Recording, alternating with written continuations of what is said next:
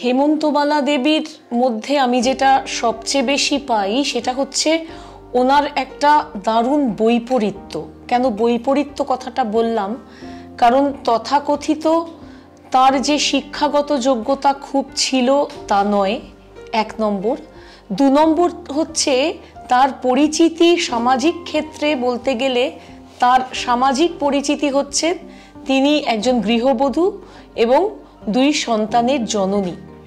কিন্তু যে জায়গাটা বৈপরীত্য দিক, তখনকার যুগে 1930 থেকে 40 এই সময়টায় তখনকার গৃহবধূদের যে বিচক্ষণতা, যে মনন, যে প্রজ্ঞা ছিল, তার থেকে হেমন্তবালা দেবী অনেকটা এগিয়ে ছিলেন। আপনারা হয়তো জানেন যে তিনি যখন আধ্যাত্মিক দিক থেকে এবং মানসিক দিক থেকে একেবারে ভেঙে পড়েছিলেন, তার উত্তরণের পথ কিন্তু দেখিয়েছিল যোগাযোগ। রবীন্দ্রনাথের যোগাযোগ হেমন্তবালা দেবীর পথ প্রদর্শক। এবং আমার 2-3টে ব্যাপার মনে হয়। প্রথম হচ্ছে রবীন্দ্রনাথকে তিনি রবীন্দ্রনাথের কাছে পৌঁছনের মাধ্যম যে চিঠিটি, প্রথম তিনি রবীন্দ্রনাথের সঙ্গে সাক্ষাৎ করার জন্যে প্রথমে কোনোভাবে দেখা করেননি। রবীন্দ্রনাথের সঙ্গে তার ভাব বিনিময়ের প্রথম মাধ্যম হচ্ছে পত্র। এবং যে জায়গাটা রবীন্দ্রনাথকে আকৃষ্ট করেছিল বলে আমার মনে হয় সেটা হচ্ছে প্রথম চিঠি। সেখানে তিনি মাননীয় রবীন্দ্রনাথ বা ওরকম কিছুই লেখেননি। তিনি লিখেছিলেন যোগাযোগের রচয়িতাকে নমস্কার, ইতি খদ্যোতবালা। তারপর লিখেছিলেন জোনাকি দেবী দ্বিতীয় চিঠিতে। অর্থাৎ রবীন্দ্রনাথের মতো মানুষ বুঝতে পেরেছিলেন যে প্রেরিকা বা পত্রলেখিকা যেই হন না কেন, যিনি রবীন্দ্রনাথের মতো মানুষের কাছে তার পরিচয় দিচ্ছেন খদ্যোতবালা এই শব্দটা দিয়ে বা তার উজ্জ্বল নাম দিয়ে, সেই মানুষটির সঙ্গে যদি যোগাযোগ স্থাপন করা যায় তাহলে তথাকথিত তখনকার গৃহবধূদের থেকে তিনি একটু হলেও অন্যরকম, যেটা আমার মনে হয় রবীন্দ্রনাথকে আকৃষ্ট করেছিল। আর এছাড়া তিনি তার মতো মানুষ রবীন্দ্রনাথ, তিনি কিন্তু তার মনের খিদেটা বড্ড বেশি ছিল। এবং সেই সময়ে যখন 1930-এর পর যখন বিভিন্ন ক্ষেত্রেই রবীন্দ্রনাথ ক্লিষ্ট, ক্লান্ত, বিধ্বস্ত, সেই সময়ে তার মনের একজন সহচারীর প্রয়োজন ছিল যার কাছে তিনি সমস্ত বিষয় মেলে ধরতে পারবেন। তাই রবীন্দ্রনাথ এবং হেমন্তবালা দেবীর 9ম খণ্ডের প্রত্যেকটি চিঠি পরস্পরের মধ্যে বিনিময় করা, অর্থাৎ রবীন্দ্রনাথ হেমন্তবালা দেবীকে যে সমস্ত চিঠি লিখেছিলেন প্রত্যেকটি চিঠিপত্র 9ম খণ্ডে আছে, যেখানে কুশল বিনিময় শুধু না, সেই মানুষটি রবীন্দ্রনাথ যার কাছে অনায়াসে যে কোনো বিদগ্ধ মানুষের সাক্ষাৎ করা যায়, সেই মানুষটি কিন্তু ললিত কলা, স্বদেশ চেতনা, আধ্যাত্মিকতা, দর্শন এবং ইত্যাদি প্রত্যেকটি বিষয়ে হেমন্তবালাকে পত্র লিখেছেন সেই প্রত্যাশায় যে তার যোগ্য উত্তর তিনি পাবেন, যা তার একটু হলেও তৃষ্ণা মেটাবে। 1930 সালে আপনি যখন বলছেন যে একদম ক্লিষ্ট রবীন্দ্রনাথ, ঠিক সেই সময় তো ভিক্টোরিয়া ওকাম্পোর সঙ্গে ওনার শেষ দেখা, তো এটা 27, হ্যাঁ ঠিক, আর ওনার সঙ্গে পত্রমিতালি সম্পর্ক ছিল ভিক্টোরিয়া ওকাম্পোর সঙ্গে। তো সেই অভাবটা কি হেমন্তবালা কোনোভাবে পূরণ করেছিলেন? সেই সময় কি ওই রকম একজন পত্র বান্ধবীর খুব প্রয়োজন রবীন্দ্রনাথ অনুভব করছিলেন কি এরকম কিছু? আমার যেটা মনে হয় যে রবীন্দ্রনাথের জীবনে যারা এসেছেন প্রত্যেকেই কিন্তু কোনোটাই মানে ইংরেজি শব্দ বলতে গেলে প্ল্যান্ড নয় বা পরিকল্পিত নয়। প্রত্যেকে যখন এসেছেন তখন তাদের সঙ্গে একটা মননের যোগ যখন পেয়েছেন, তখন সেটা শুধু জীবন চর্চা নয়, জীবন চর্যা হয়ে গেছে। তাই তার প্রত্যেক সহচরী বা মনের সহচরী যারা, প্রত্যেকেই তারা একজন অপরের থেকে যেমন ভিন্ন, তেমন তাদের সম্পর্কের সমীকরণগুলিও একেবারে আলাদা। তাই জন্যে আমি কখনোই বলবো না যে একজনের অভাব আরেকজন পূরণ করেছে, কারণ রবীন্দ্রনাথের মতো মানুষ প্রত্যেককে আজীবন জায়গা রেখে দিয়েছেন। আন্না তারখারের সঙ্গে 16 বছর বয়সে দেখা হয়েছিল প্রথম, ওই শেষ। তিনি কিন্তু 80 বছর বয়সে তাকে মনে করেই লিখছেন বলিও আমার গোলাপবালা। সুতরাং তার জীবনে যারা এসেছেন তাদের জায়গা তিনি আর কাউকে ছাড়েননি, কিন্তু যখন তিনি মনে করেছেন যে এই মানুষটিও আমার মনকে বুঝবে, তখন তাকেও আরো একটি জায়গা দিয়েছেন। আমাদের সমাজ কতটা হেমন্তবালাকে স্বীকৃতি দিতে পেরেছে বা তার যে লেখা প্রকাশিত হয়েছে, মনে হয় কি যে আরো অনেক কিছু হতে পারতো এই অসামান্য না?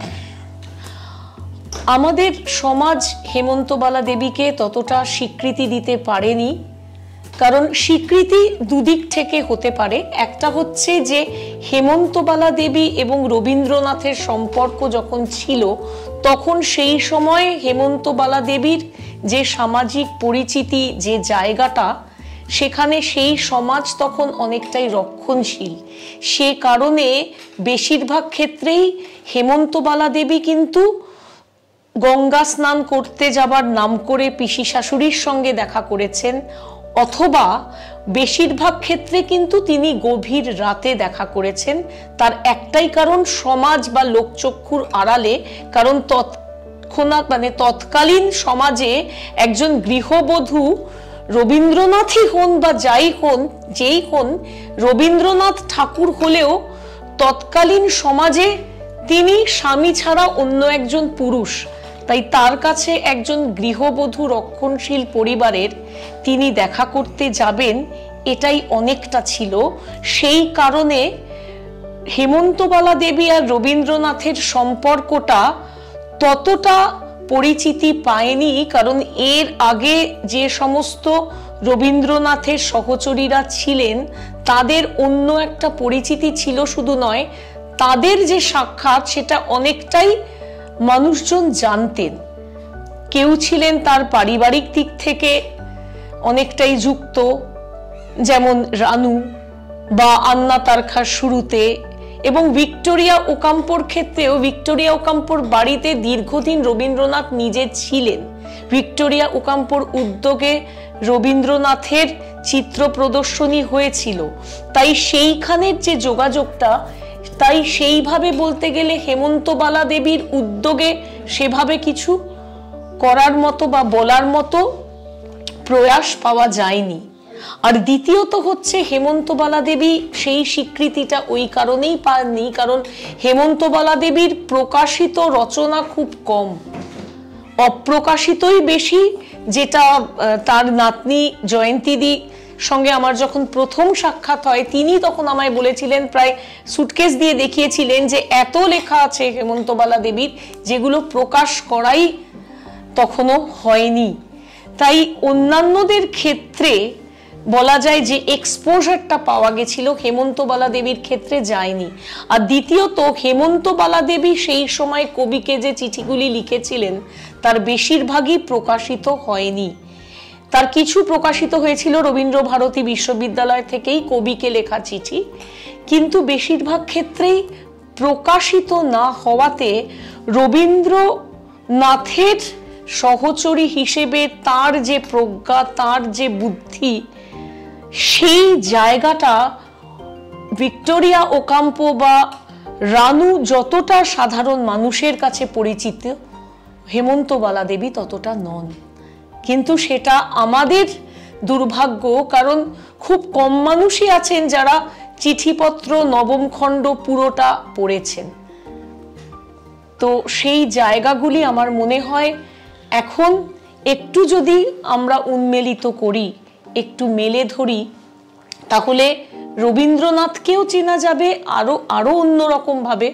যেমন হেমন্তবালা দেবী নিজে রবীন্দ্রনাথকে বিভিন্নভাবে বিশ্লেষণ করেছেন, যেটা আমরা হয়তো অনেকেই জানি না। তো এই জায়গাগুলো মেলে ধরলে রবীন্দ্রনাথকে আরো আরো নতুনভাবে আমরা চিনতে পারবো। আমাদের এই প্রয়াস হেমন্তবালার চিঠি, এই প্রয়াসটা সম্বন্ধে আপনার কি মেসেজ?